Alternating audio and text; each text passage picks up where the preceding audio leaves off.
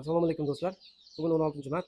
Avtomobil jo'jalarimiz klientimizga 1 oylik qilib boqib berishga zakaz olganmiz. Xudo xolasa bugun 4 kun bo'ldi. 1 oydan keyin ham videosini olib qo'yamiz. Kimga avtomobil jo'jalar kerak bo'lsa, bemalol aloqa chiqishingiz mumkin. Buning ichiga bitta Andijon qora bilan Adliyevga tushib qolgan. U ma'lum bo'lib turibdi, tushunganlar biladi. Ichida 5-6 ta Andijon qora qo'shilib qolgan. Hozir olib tashlaymiz, bu yerdan qo'shilib qolgan. Adliyevga bilan. Do'stlar, Adliyevga jo'jalarimiz srochniy sotiladi, joy bo'shatishimiz kerak. Buni andijonlik ustozimiz Shuhrat akaga olib berishim kerak edi, olib bera olmadim. Vaqtim bo'lmadi.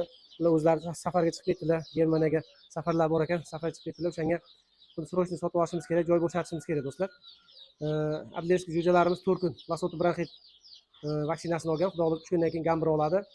10 kungacha bemalol boqib beramiz. 10 kundan keyin joyni bo'shatishimiz kerak. Xudo xohlasa 5-6 mingta jo'jamiz chiqyapti. O'shanga joyni srochniy bo'shatishimiz kerak. Do'stlar, Adliyevskiy jo'jalarimiz 20 ming so'm. Hammasini olganga chiroyli qilib bonus qilib beramiz. O'zbekiston bo'ylab dastavka mavjud. Kamroq bo'lsa Peterdan chiqarib yuboramiz, ko'proq bo'lsa kelishilgan holda o'zimiz olib borib beramiz. Kimga Adliyevskiy jo'jalar kerak bo'lsa, bemalol aloqa chiqishlaringiz mumkin. Manzil Samarqand viloyat, Payariq tuman, Chelak shaharchasi.